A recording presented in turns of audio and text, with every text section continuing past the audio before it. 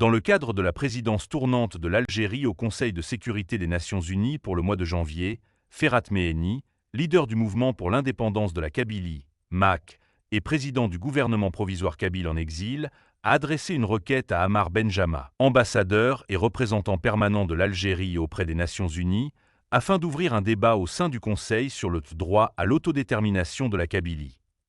Dans sa demande, Meheni déclare « Alors que je prends connaissance des questions et débats que vous prévoyez de soulever au sein de cette prestigieuse instance internationale, je souhaite vous demander, au nom du droit des peuples à disposer d'eux-mêmes, un principe cher à votre pays lorsqu'il s'agit de la Palestine, du conflit au Sahara et, plus récemment, de l'Azawad, d'inscrire à l'ordre du jour des Nations Unies l'examen du droit du peuple kabyle à l'autodétermination.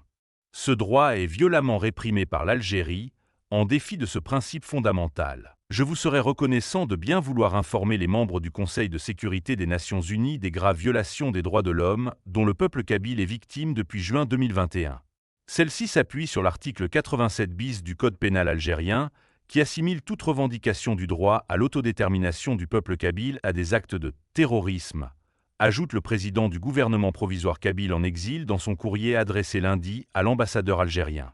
Il rappelle que pas moins de 13 000 militants ont été arrêtés, torturés et violés lors des interrogatoires avant d'être emprisonnés et condamnés à de lourdes peines sur la base de preuves fabriquées, ajoutant que, actuellement, 38 Kabyles figurent parmi les condamnés à mort pour un crime qu'ils n'ont pas commis.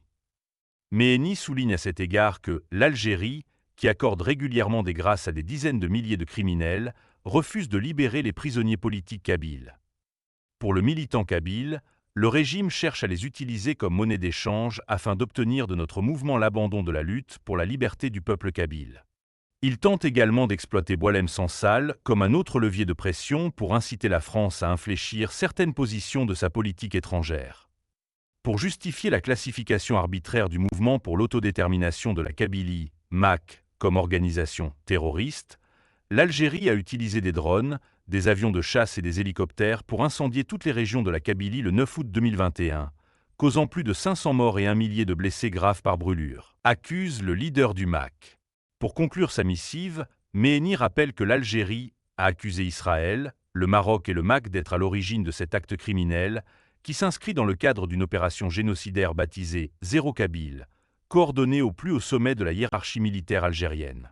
Cette stratégie visait également à pousser le mouvement de libération kabyle à prendre les armes, mais son engagement pacifique a déjoué cette manœuvre perfide.